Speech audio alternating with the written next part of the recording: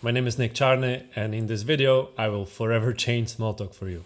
I'll show you why small talk is an important part of human communication, and I'll also show you how to win it, how to make it exciting, and how to start a conversation with a stranger, how to continue and have a great conversation with a stranger, and then how to leave that conversation tactfully, leaving a really good first impression. I'll show you essentially how to bond with people in a very easy way. Throughout this video, you'll get a specific strategy on how to talk to people you don't know in a way that creates bonds.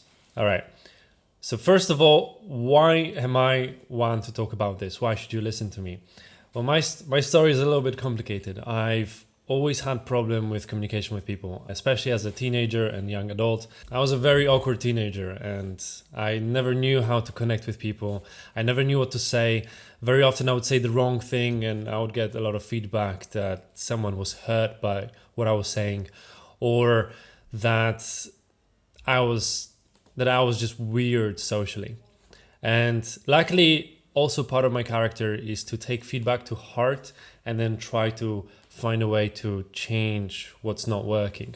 So around the time when I was at university, I started focusing on my social skill. I started reading a lot of books on this topic. I started analyzing conversations with people and what I do, what other people do, and then really focusing on that. And the fruits from that journey, which took many years, many books, many workshops, seminars, and many hours analyzing, is what I like to present to you today. I like to condense some of that knowledge, some of that skill that I acquired in the last 15 years.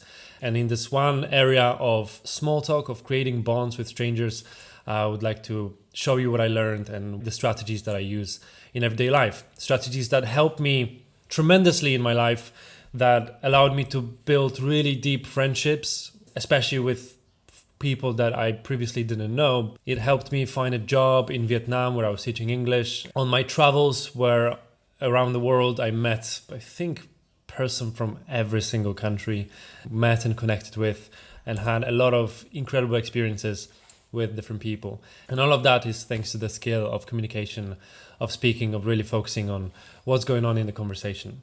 So the way I approach human contact now is that when I talk to someone, about 80% of my mental power is dedicated to exactly what they're saying. I'm listening to their words.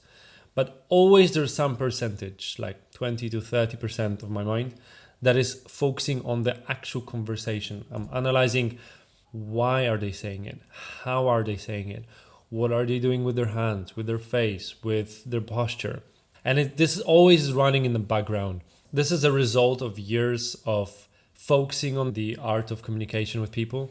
And now it's my second nature. It's part of me. I can't turn it off, and I don't really want to turn it off, because this really helps me be more conscious, more aware in the conversation with another person. This presentation that you're watching now is, I'm going to show you some things that I pay attention to when I am talking to another person. So when we look at human communication, for example, here we have an example of two people talking. We see them from a distance, so we don't really know what they're talking about. We don't know what kind of conversation they're having. And there's a lot of different options for different conversations. So for example, they could be having a small talk, but they also could be having a friendly chat. They could know each other. They could have a deep conversation about a certain topic. They could also be flirting. We don't know that. Maybe there's chemistry between them. Or they are debating some philosophical or political topic. They could be even arguing. This could be a fight. One person could be giving instructions to the other, or one person could be teaching something to the other. One person could be giving feedback to the other. Perhaps the lady with a purple shirt is giving feedback to the guy in a blue shirt. This could also be a situation where one person is asking for advice or for help. This could be a sales situation where one is actually selling something to the other. This could be therapy. This could even be a negotiation. What I'm trying to show you here is that there is no one way to talk to people. There's no one conversation. There's a myriad of different communication options that we have at all time at our disposal. And every single one of those variants is going to require a different skill, a different strategy to navigate, to go through. You'll use a different strategy to flirt with someone than you would use to negotiate with someone. You'll use a different strategy in a small talk than you will use in an argument. And each of them require a different approach. Each of them require different skills to properly do. Now, my argument is that most people don't focus on those skills. Most people improvise those skills, those communications. So we learn them in the background of our life. We learn them at school. We learn them talking to our parents. We learn them at work. Flirt, we probably start learning somewhere at the end of high school and at the beginning of university life. And most people don't actually practice, don't actually go deep into the knowledge and strategies of those things. We just kind of learn one strategy that works and then we repeat it over and over again until it doesn't. And for some situations that works well, for example, a friendly chat, we're all masters of that. But some situations that doesn't work because we actually do need some skills, like negotiation, for example. And so this creates this interesting situation where we tend to have some conversational situations more often in our life than others. So here we have a graph of how often and how hard are different ways of talking to people. So on the bottom we have the level of frequency, and on the vertical line is the level of difficulty, easy to hard. So for example, a friendly chat is relatively easy and it's something that we engage in often. And that's why every single person is a master of talking to their friends, because we practice this a lot in our life. And the rest of those situations, I think, are somewhere here on the graph. So for example, negotiation is in the top right because it's really hard, and because it's hard, we do it really rarely. And because we do it rarely, we don't practice it, and so it remains hard. Same with sales. Selling something to a person requires a specific strategy of communication. It's really hard. It can be learned, but very few people actually focus on learning it, and so they tend to avoid this situation. And when they do have to sell, they suck at it. And so I think small talk is somewhere here in this graph. Small talk is not super difficult, but it's also not as easy as giving instructions or a friendly chat. There is a way to do it, and there is a right way and then there is a wrong way to do it. The problem is, if we improvise it, if we don't do it well, we don't enjoy it. And if we don't enjoy it, we tend to avoid it. And then we tend to think that small talk is something bad, something that we'd rather not have. And I hear this all the time. People say, I hate small talk. I hate superficial conversations. I only want to go deep. Well, you can't really go deep if you don't go through small talk. Small talk is like the introduction to a deeper connection, something I'll explain to you in a minute. So if we look at the human connections, what their levels are, we have on the level 1 strangers, which is 0 human connection. Then we have acquaintances. Acquaintances are strangers that we see often in our life, that we recognize their face, we maybe know their name, but otherwise we don't really have any bond, any connection with them. Above that, we have colleagues. Colleagues are acquaintances at work. So these are people that we don't really want to connect with, we don't really want to have a relation with, but we are forced into it. So at work, at gym, in a yoga class, etc., etc. So these are the people that we know something of. We probably know their name. We probably know that they have a cat or a family, but we don't have personal, deep connection with them. The next level will be friends. So these are people that we actually opened our life to. We actually started actively creating bonds with. Then we have close friends. Those are the friends that are more frequently in our orbit, in our life. Then of course there's family, the social connections that we don't choose, that we are born with and we just have. And then we have best friends. So best friends is essentially family that we've chosen, family that we allow in our life as much as we can. And on the top rank, there is a life partner. So a person that we connect our life to, that the bond is the strongest because our life and their life is the same life. That's why breakup, that's why divorce is such a devastating event in person's life, because we are severing all those bonds that we've created in that time. Okay, so those are the human connections. And I think small talk is somewhere here, is between strangers and friends. I don't think small talk actually happens in close friendships, in family, and definitely in best friendships. There are elements of small talk, but the way we talk to them is a little bit different, just because we have so many connections, we have so many topics that we can always cover. So small talk happens when the connections are few, when we don't know what to talk about with the other person. Okay, so what's the difference between acquaintances, colleagues, and friends? The difference is the number of connections that we have. For example, an acquaintance could be someone we know from a coffee shop that we often go to. So one connection is we know their face, we know what they look like. Second connection is we know their favorite coffee shop. It's the same as ours. That's not a lot. We don't know their name. We don't know their hobbies, their life. It's not a lot.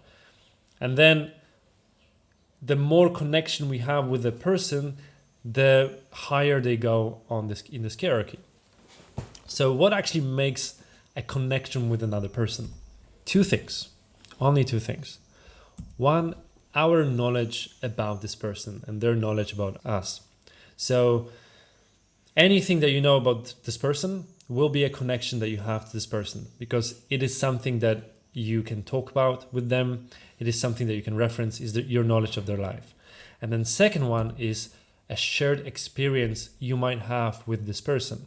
So for example, if my friend Joe tells me that he had a car accident, then that's knowledge that I have about his life. So I can ask about this car accident. Was anybody hurt? Where did it happen?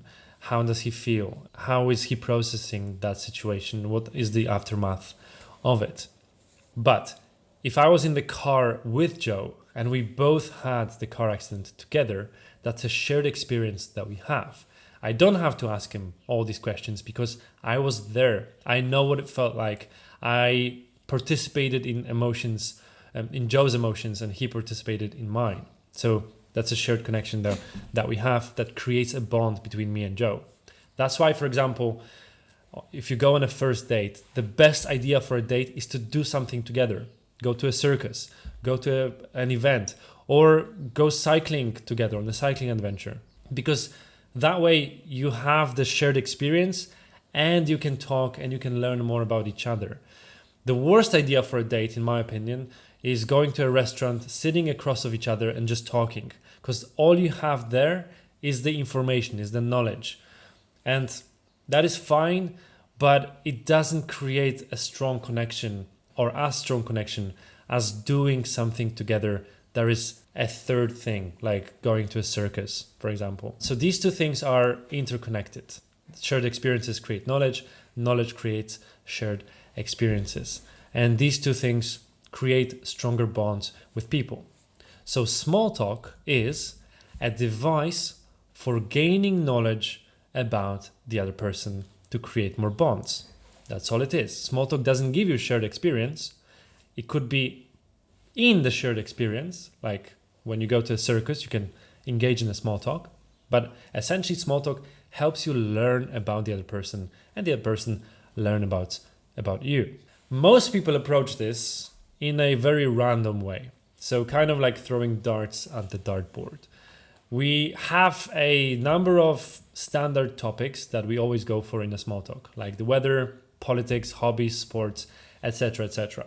Those are topics that we were programmed or we learned to use because these are safe topics, these are common topics that people talk about. So when we don't know what to talk about in small talk, we resort to one of them.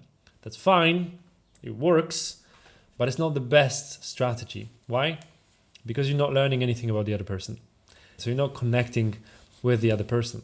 Instead of throwing at the dartboards and just trying to fit different random topics to see what works, it's better to have a strategized approach to the conversation, an approach that helps you look at the person and think, I want to learn about them.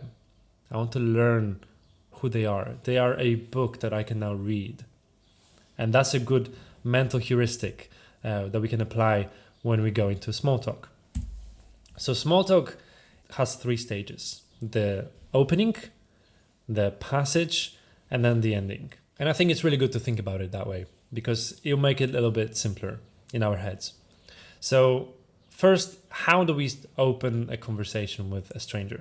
So say we have a situation where there are 2 strangers and they don't know anything about each other. They haven't spoken before yet.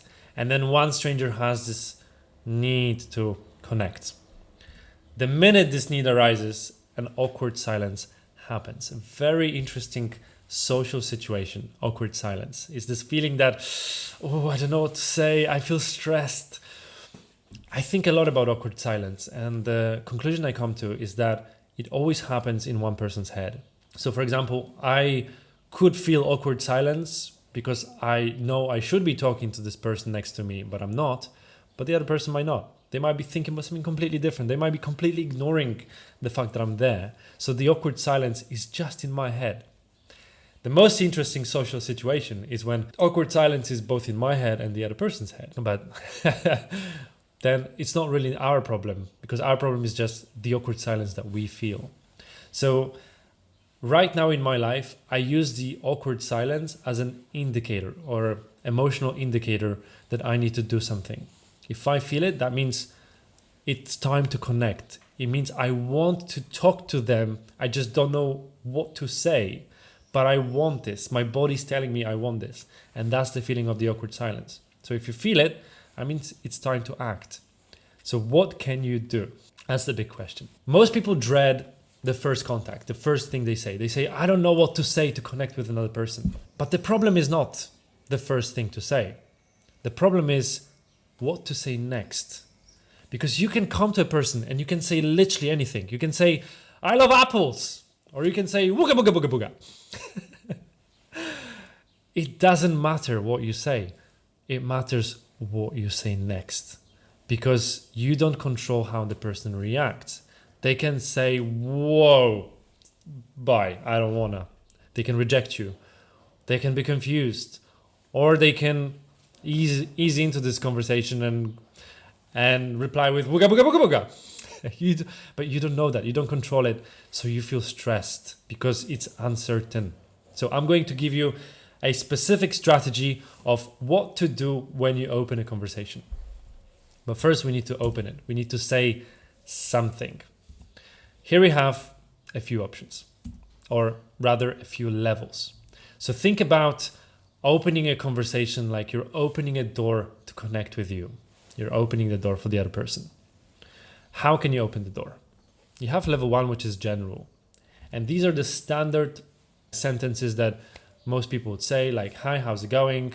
Or where are you from? Or hi, nice to meet you.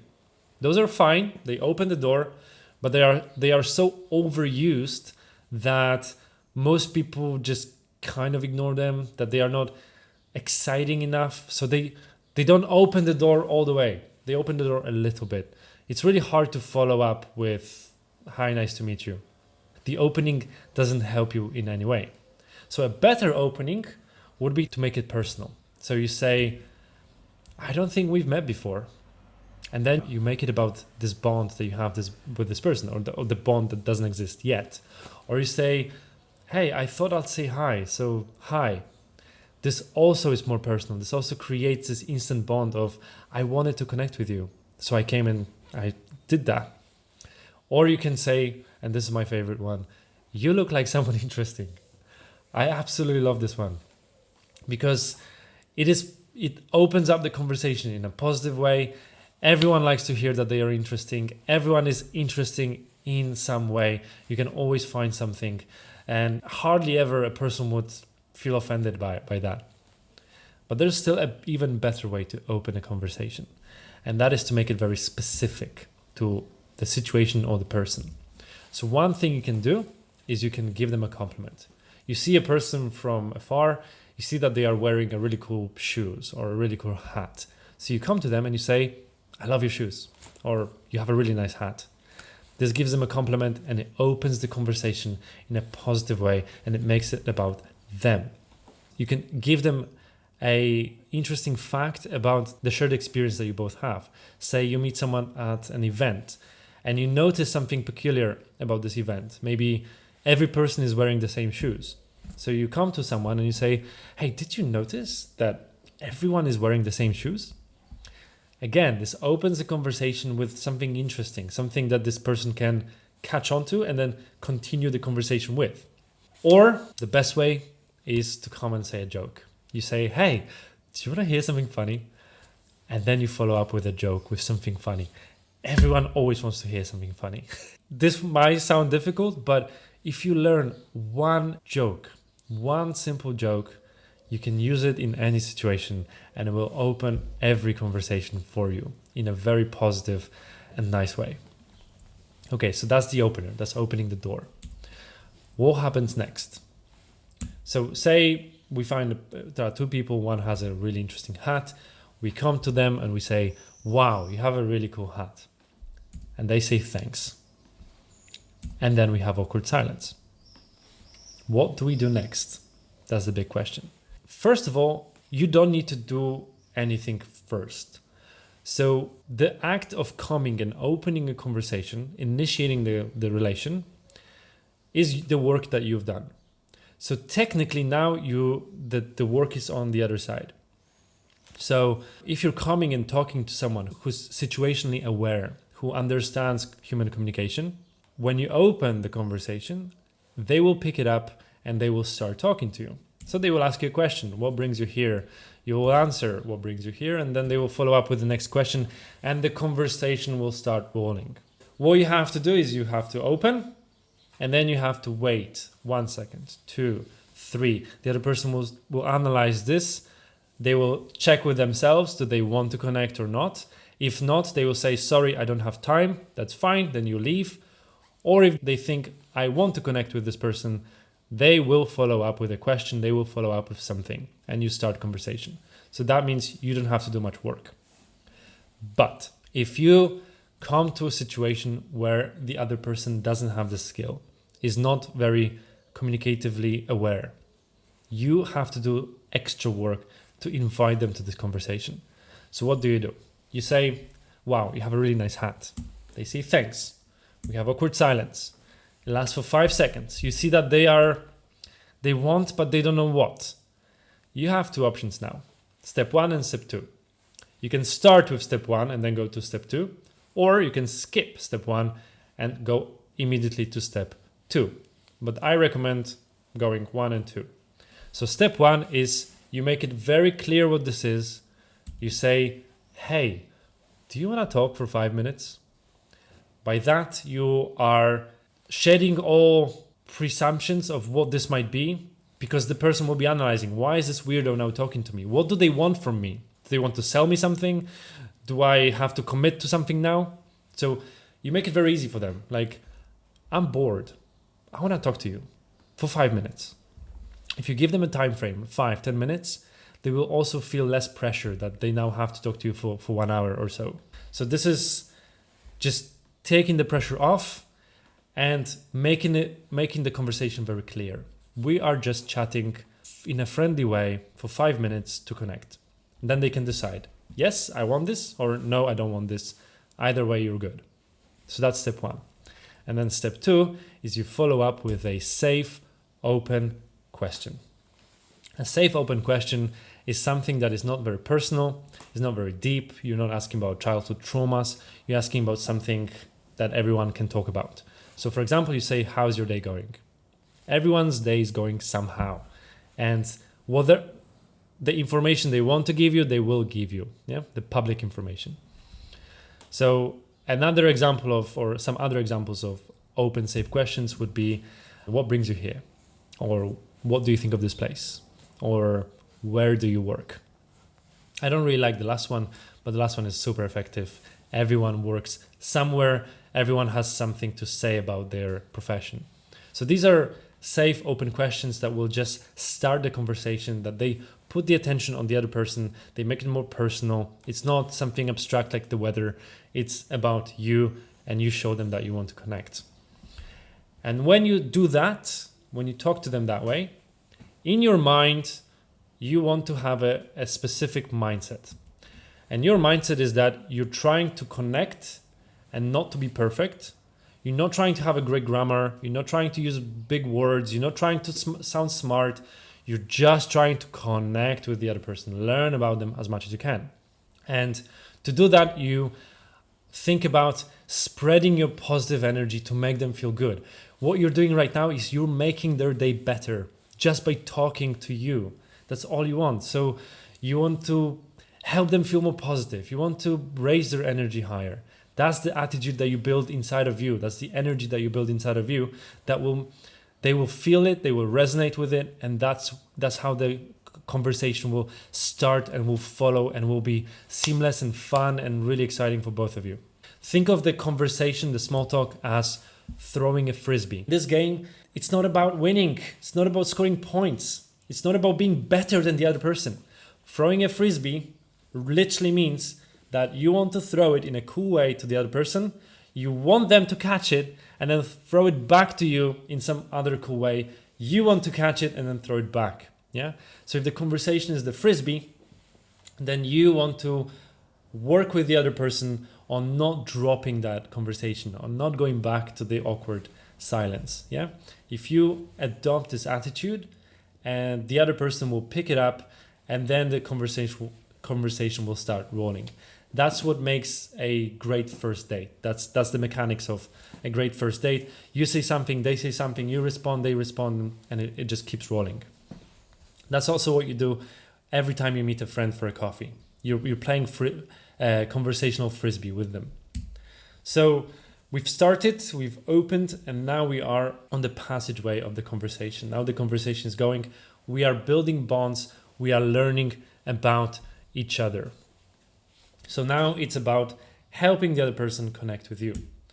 And you can do it in 3 ways. You can learn about them, you can teach about you, and you can find commonalities, similarities that you both have. The percentages that I like to have is I like to keep it 50% about them, 25% about me, and 25% about things we have in common. That way, the other person feels my attention more on them. So how do you learn about the other person? First of all, you adopt the mindset that you're not trying to be smart. You're not trying to be amazing. You're not trying to be interesting. You want to be interested in them. You want to learn about them. You are a student of their life. So that's the mindset. You're learning now. So take the pressure off of being the best and just absorb the other person.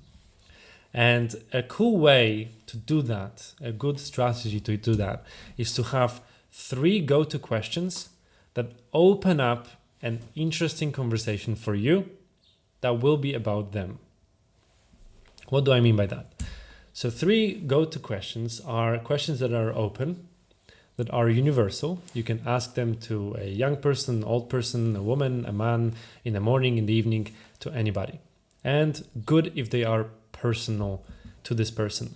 So good go-to question is in a topic that you feel comfortable with or a topic that you like to talk about, but it's putting the attention on the other person.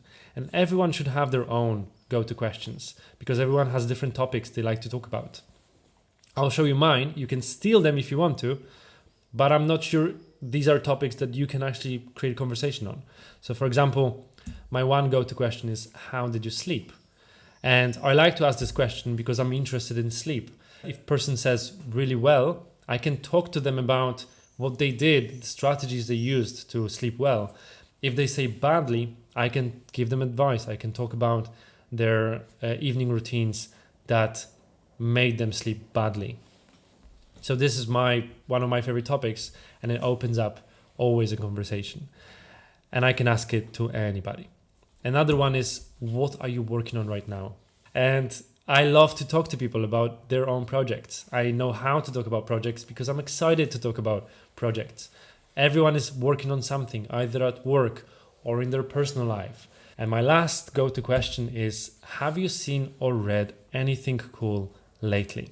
I love reading, I love watching TV, and I can talk about this for hours. So if someone says, I've been watching this cool show, House of Dragon, I'll be like, yeah, me too. And then we talk about that. And it always opens up interesting conversations for me. So when I talk to someone and I don't know what to say, I feel awkward silence, I will go to one of those questions, and they always open interesting conversation for me. So I advise you to create your own open questions like that. Now, how do you teach about you? And again, I'll share with you a cool heuristic. This is a Pringles heuristic. So think about being generous, or as generous as you can, with the information that you're giving. So in a situation where one person says, how's your day going? And we respond, yeah, it's good. It's as if they were asking us for Pringles and we only give them one tiny Weasley Pringle. No one ever wants to get one Pringle. No one ever can get full from one Pringle. It's insane. If you volunteer Pringles, you give them a bunch because they can eat it. So if someone asks you a question, give them a bunch of Pringles. Don't just give them one information. Really think, I need to give them more rather than less. So a better answer would be, yeah, it's a good day. I worked until 3 p.m. Then I met my father for lunch and went to a tennis practice. Now you're giving them 4 different pieces of information, 4 different Pringles. Now the person talking to you can ask you about any of those things. They can ask you about your work, about your relationship with father, about your lunch, or about you practicing tennis. And that way you help them throw the frisbee, continue the conversation, connect with you. So the third one is always look for things in common. So in this example, we gave this speech about our day, and the person found one commonality, which is tennis practice. So then they will mention it, and they will give a bunch of Pringles to us. So, oh, that's awesome. I also play tennis, but I'm not really good at it yet. I practice once per week with my friend. Now they volunteer a lot of different pieces of information that we can then relate to. We can then ask them about. Yeah, we can ask about how they practice, where they practice, what do they think about practicing tennis, who is their friend, the relationship they have with them, which might be a little bit personal, but if you're there already, you can ask about it. That way we are continuing this conversation. We're not dropping the frisbee together.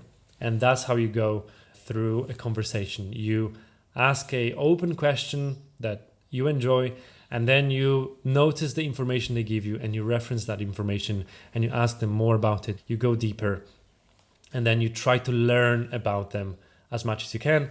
And when they ask you, you try to teach them about you as much as you can. And you always try to find commonalities, because these will be the future topics that you will have together. Next time you meet, you'll talk about tennis or lunch or any other common topic that you have.